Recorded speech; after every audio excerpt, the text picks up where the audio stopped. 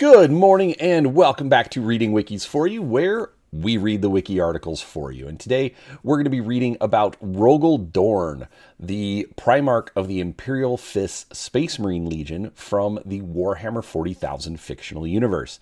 As always, on weekends I like to have a little bit of fun and explore some of the really good wikis based on fictional universes out there. And so with that said, let's get into it. Don't forget, while I'm reading, drop a comment down below. Let me know what articles you'd like to hear about next. Rogal Dorn, also known as the Praetorian of Terra, was the Primarch of the Imperial Fist Space Marine Legion, created from Dorn's genome.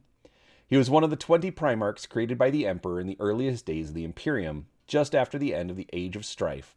Dorn, like his brothers, was randomly transported across the galaxy by the gods of chaos, and placed on a faraway world in an attempt to prevent the coming of the Age of the Imperium. During the Horus Heresy, Rogal Dorn oversaw most of the Loyalist war effort and ultimately orchestrated the defense of the throne world during the Siege of Terra. He was the first known Lord Commander of the Imperium, ultimately ceding the title to Roboute Guilliman. The Chaos Emissary to Lorgar called him the Soldier. Biography. Youth. Very little is known about Rogal Dorn's youth. It is believed that he was raised on the planet of the Inuit in the system of the same name by an ice caste native to the ice hives of the world. The patriarch of the clan, the House of Dorn, soon became as a grandfather to him and taught him much of tactics and survival. Even after he discovered he was not blood related to his grandfather, Dorn held his memory in high value. He kept a fur-edged robe that had belonged to the man and slept with it on his bed every night.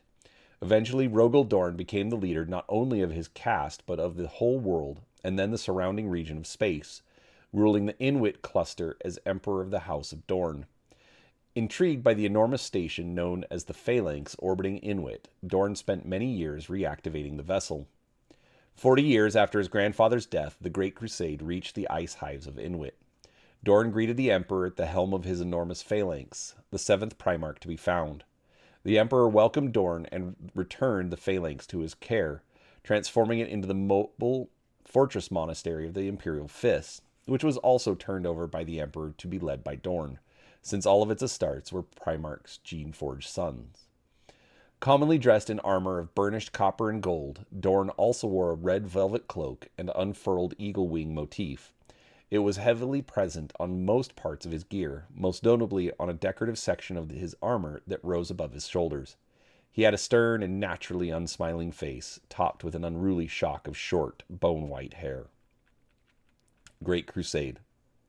Dorn himself was fiercely loyal to the Emperor and never once sought any favor with him. He exemplified the truth and could never tell a lie, even if it would have aided his cause. Because of this, Dorn's statue stands as one of 4 on Macragge, next to that of Roboute Guilliman, Primarch of the Ultramarines. Dorn commanded his legion and expeditionary fleets with peerless devotion and military genius.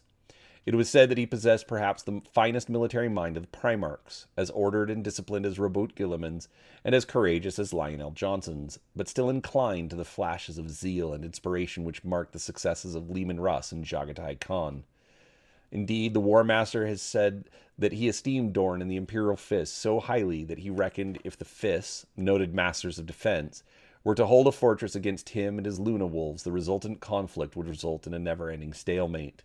Despite his fierce reputation as a general, Dorn had compassion for civilian populations, as demonstrated during his clash with Kurz in the Chernot War and with Ferrus Manus in the Astrani campaign. Further evidence of his compassion may be found on Necromunda, a planet which he liberated from orcs sometimes in M30. The local holiday of Imperial Fistmas commemorates this liberation, and according to legend, Rogal Dorn felt compassion for the populace devastated by the orcs and charged a defeated mythical mutant foe and its descendants with forever aiding them in rebuilding. Though the events of the legend are disputed by Imperial scholars, Rogal Dorn's presence had inspired a universal time of goodwill and cheer in an otherwise brutal and violent hive world. When the Emperor returned to Terra for his own secret work, Dorn went as well. Always having excelled in the construction of fortresses, he was tasked with designing the defenses for the Imperial Palace. These would prove to be magnificent and would be well tested in the following years. Fulgrim once asked if Rogal Dorn thought it could withstand the Iron Warrior's legion, and Dorn's truthful answer infuriated Perturabo to such a degree that they would almost destroy each other in battle years later. Later, upon reflection, Dorn considered his overly competitive relationship with Perturabo to have demonstrated personal weakness, presumably including the exchange which resulted in Perturabo's outburst. Dorn also clashed with his brother Conrad Kurz for his many atrocities. Having been informed by Fulgrim of Kurz's vision of what would eventually become the Horus Heresy, Dorn kept this secret from his brother until they were on a joint mission in Chirot. Kurz was so enraged by this revelation that he attacked his brother and slashed his face with his lightning claws. Dorn would have died if not for his endurance as a Primarch. In the aftermath of the Illinor Crusade, Dorn and the entire Imperial Fist Legion were recalled to Terra to take up guard stations there as the Emperor worked on his new project. Horus Heresy. Before the Imperial Fist could arrive at Terra in full complement, the events of the Horus Heresy overtook them. Stranded for some considerable time by severe warp storms, the Imperial Fist fleet eventually discovered the badly damaged Death Guard frigate Eisenstein, and so learned of Horus's betrayal. At first unwilling to believe it, Rogal Dorn was eventually convinced by several members of the Eisenstein survivors, notably Captain Nathaniel Garrow and Remembrancer Mercedes Olaton. Though his brother Horus was staging a full-scale rebellion, Dorn therefore dispatched the bulk of his legion to the Isstvan III system on a war footing. He himself returned to Terra with his veteran companies to bring word of the events personally. Declared Lord Commander of the Imperium until the arrival of Rabot Guilliman, Dorn was subsequently charged with bolstering the defenses of the Imperial Palace even further, and oversaw the construction himself. He felt he was marring the perfection and beauty of the existing structure in doing this, and regretted it, even though it was necessary. As the Emperor was held up with the war within the Webway, Dorn effectively managed the Loyalist war effort, while Malkador the Sigillite handled the political spectrum. Dorn divided the Sol system into several spheres of defense, attempting to contain the traitor advance in the subsequent Solar War.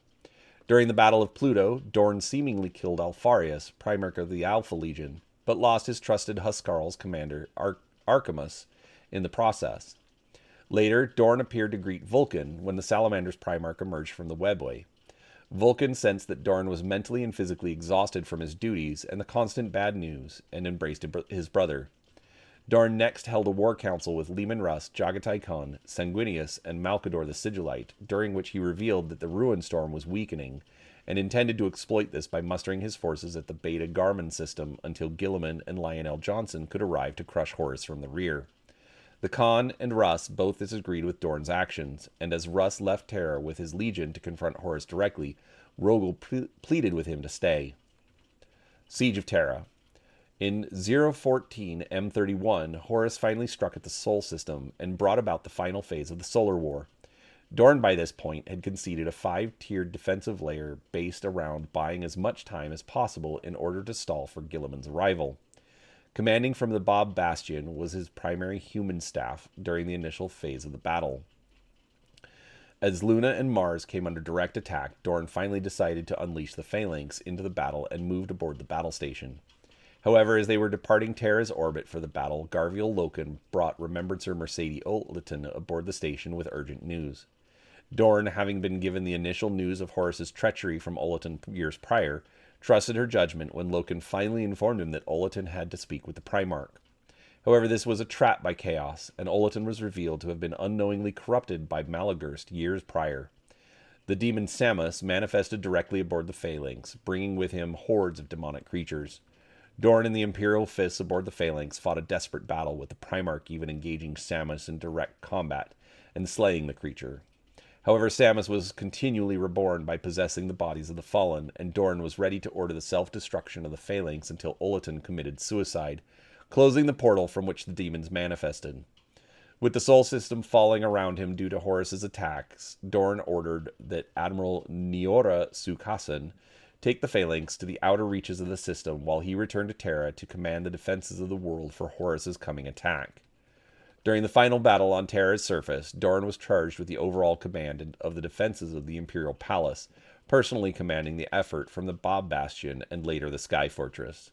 During the early stages of the battle, he attempted to maintain a sense of normalcy by allowing the Council of Terra to meet within the great chamber of the Senatorium Imperialis, but in truth he was completely occupied by the traitor siege. He forbid his brother Primarchs, Sanguinius and Jagatai Khan, from leaving the palace walls, and planned to instead bleed Horus's forces on a protracted siege to buy time for Reboot Guilliman's expected arrival. However, he later relented on his plan to not allow the deployment of his best troops outside the palace, opening the Helios Gate of the palace and allowing Sanguinius to lead a counterattack by the Blood Angels, Imperial Fists, and Legio Solaria to rescue the Imperial army conscripts being overrun outside.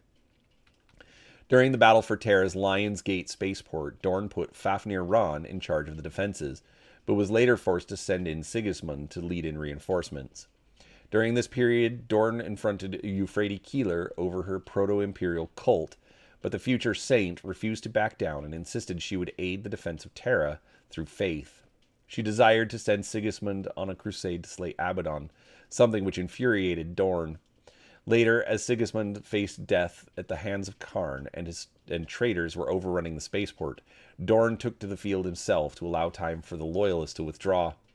He easily bested Karn, swatting away the Chosen of Khorne like an insect. It was then that Perturabo set down on the field from the Iron Blood, and Dorn attempted to goad the Lord of Iron into a personal duel in order to buy time.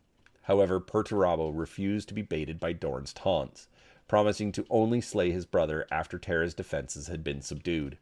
Dorn responded that Perturabo had spent an immense amount of lives to merely take the first wall, and many more awaited. Despite the fall of the spaceport, Dorn was not distraught, as he had held it longer than he had expected, and he knew all that mattered was to hold out until Guilliman's arrival. After the fall of the Lion's Gate, the strategic situation for the Loyalists worsened, and 4 key areas were now threatened: the Colossi Gate, Saturnine Gate, Gorgon Bar, and Eternity Wall Spaceport. However, the Loyalists only had enough resources to defend 3 of these sites. Dorn was thus faced with the difficult decision of abandoning one and its defenders with it, eventually choosing the spaceport. While stopping Kirill Sinderman from a possible suicide attempt, the Remembrancer's words made Dorn realize that he had overlooked the flaw in the Saturnine Gate that Perturabo could possibly exploit. Dorn thus set a trap for the traitors at Saturnine as he prepared to abandon the Eternity Wall spaceport. At the height of the battle for Saturnine, Dorn saved Sigismund from his fallen brother Fulgrim, the 2 Primarchs coming to battle. With Fulgrim in his human state, Dorn was able to resist his constant goading, match his swordsmanship, and land mortal blows. However, Fulgrim quickly regenerated and laughed off the damage. Dorn then informed Fulgrim of his trap and that Abaddon's subterranean assault had failed. Fulgrim became fed up with his allies and quit the battle, though not before summoning his elite guard led by Eidolon to assassinate the Primarch. With the help of Sigismund, his father was able to survive the battle. He next took direct command of the Shard Bastion along with Mercury Exultant Killzone, organizing defenses against a massive Legio Mortis assault along 400 Imperial Fists. 3 months into the siege, Rogal Dorn had not slept or even rested for a single moment. The strain finally caught up with even his superhuman biology, and he began to slow. Admitting the war effort was lost, he nonetheless continued his work and did not oppose when a Jagatai Khan launched a counterattack to retake the Lion's Gate spaceport. While admiring the Khan's ultimate achievement and seeming sacrifice, he did not think the recapture of the port would change the battle's outcome.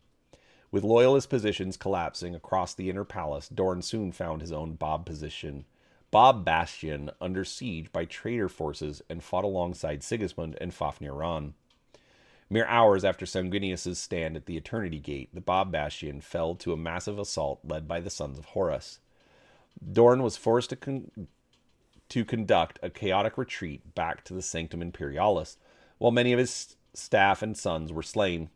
He subsequently took part in the last-ditch teleportation assault aboard the Vengeful Spirit, but upon arrival aboard the blighted vessel became trapped in an endless, sweltering desert. For what seemed to him to be centuries, Dorn endured the desert, completely alone save for the corpses of his sons all around him. Slowly, he began to lose his memories, eventually only remembering his own name as Khorne attempted to corrupt his soul. Dorn remained trapped within the desert for untold mortal lifetimes, continually being tempted by a voice baiting him to give in to Khorne. Dorn, though forgetful of much of his identity and history, was nonetheless able to maintain his sanity by reciting old historical passages and scratching battle plans into the black wall of the desert. Such was his stubbornness that even the voice of Khorne grew frustrated, but by his inability to corrupt the Primarch. However, Dorn was able to finally escape when the Emperor gave up the power he had built up as the Proto-Dark King, purifying the madness sweeping across both Terra and the Vengeful Spirit. As Dorn found himself within the inevitable city, his full memories were restored, and he discovered Acte trapped beneath rubble. Despite being free from the desert, the endless centuries within Horus's trap had rendered Dorn prone to worrying, pessimistic thoughts, and tendency to reflect upon the past. After leaving Acte, Dorn continued through the inevitable city and eventually found himself back aboard the Vengeful Spirit as Valdor and his custodians fought against a counterattack by Abaddon. Dorn was able to break the gridlock and allowed Valdor and himself to escape to Lupercal's court, where they discovered Garviel Loken and Leto as the only one standing. Horus lay dead, and the Emperor was grievously wounded. Dorn and the furious Valdor argued over what to do next. Dorn agreed with Leto, who had found a tarot card of the throne near the Emperor's body, and interpreted it as a sign that the Emperor must be placed back on the Golden Throne. Dorn, Valdor, and the other survivors teleported back into the palace, and the Emperor took his seat for the next 10,000 years. Post-heresy. After the fall of the Emperor, Rogal Dorn entered a dark period of his life. He felt he had failed in his sworn duty to protect the Emperor, and Dorn's legion faltered without the guiding light of the Emperor. Dorn led his sons on a crusade of penitence across the Imperium. Foregoing his golden armor, he donned himself in black and fought a merciless campaign dispensing justice to the traitors.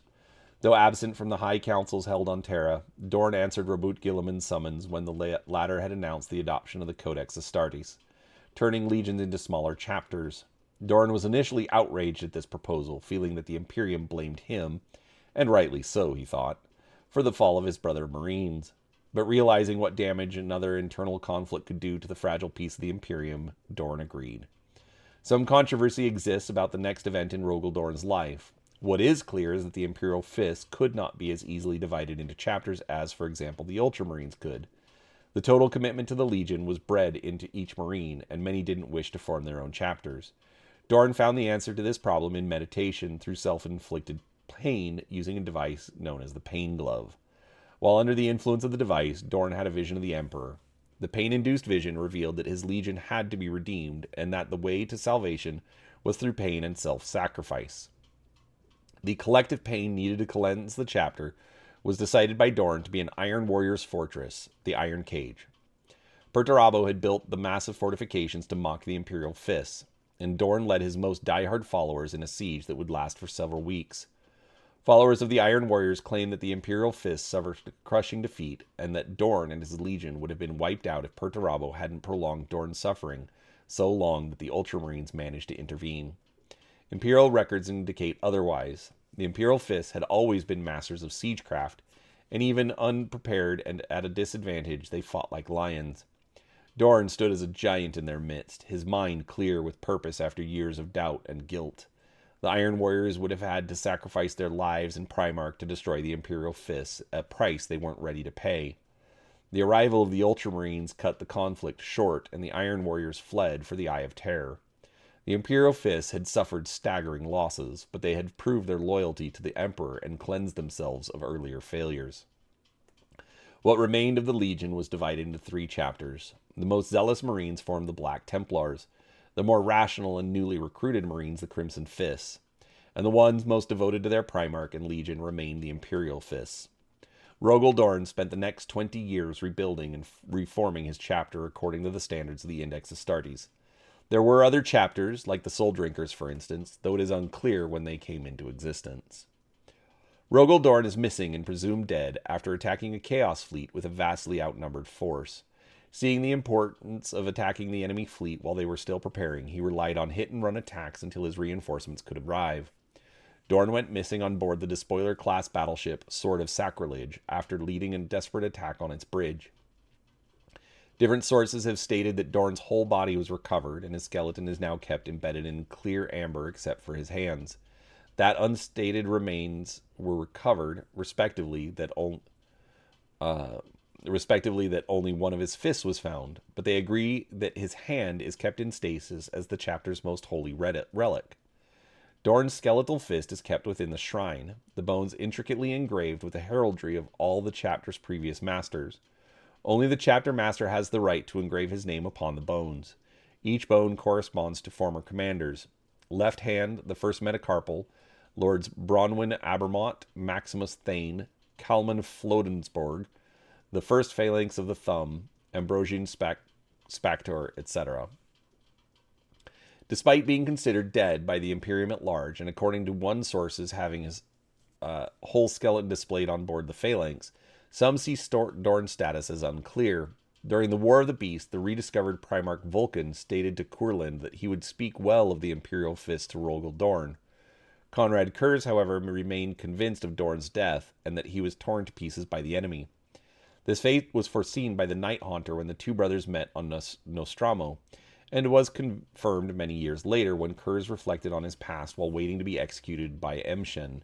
But crucially, this answered only the how and was entirely lacking the when. Sometime during the age of the Dark Imperium, the Black Templars' Emperor's champion, Johannes Berengar, experienced a vision of himself fighting against tides of demons alongside a resurgent Rogal Dorn.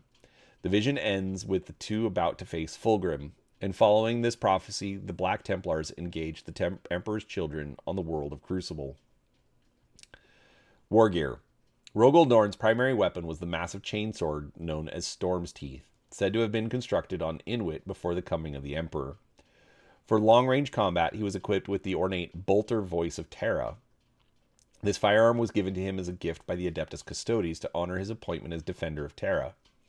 For protection, Dorn wore a massive suit of power armor known as the Auric armor, which was constructed from the same Auric adamantium alloy as the Emperor's own armor. After several attempts on his life during the heresy, Rogal Dorn was often seen being transported in a specialized thunderhawk known as Aetos Dios. Another device associated with Dorn is the Soul Spear.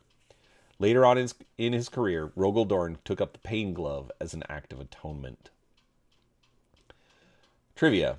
Rogal is possibly a play on the word regal, while Dorn means hand and or fist in numerous Celtic languages, including Breton, Cornish, and Irish.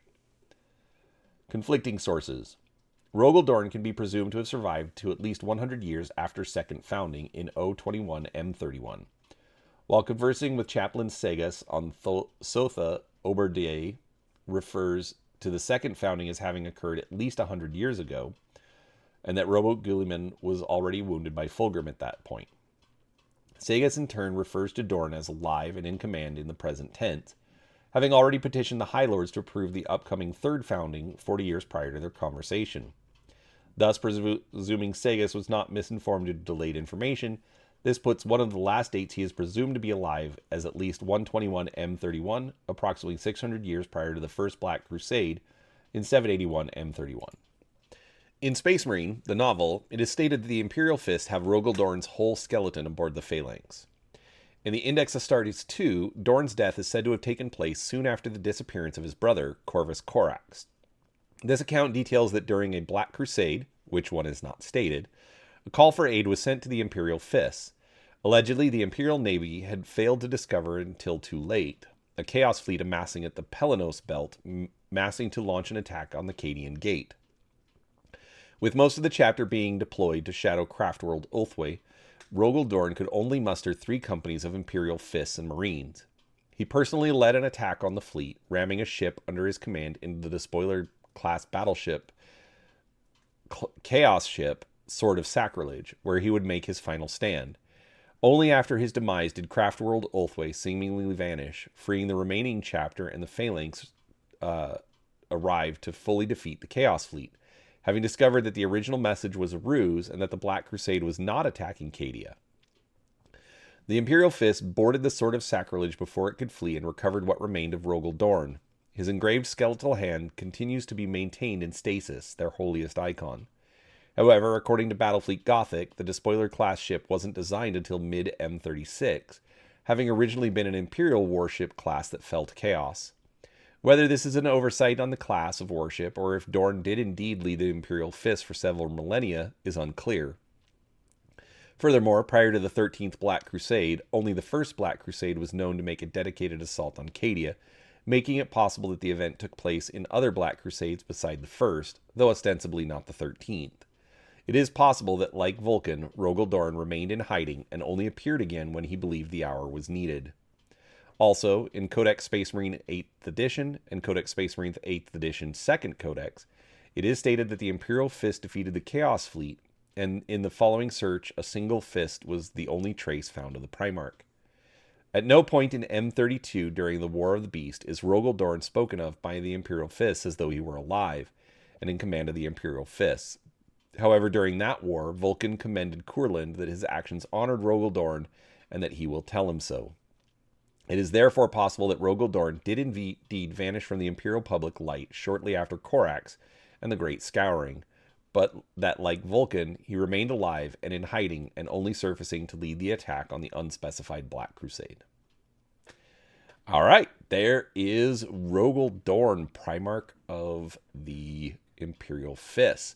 Now, coming up next week, instead of another Primarch, we are actually going to be doing the article for the Soul Drinkers, as was requested in the comments. So, please, folks, drop a comment down below. Let me know what you'd like to hear next. Otherwise, come back in 2 weeks and we'll talk about the next Primarch, which is going to be Conrad Kurz. So, thanks so much for watching. If you enjoyed it, hit the like button. If you're new here, hit the subscribe button. I put out a new video each day for some various topic from different wikis around the internet.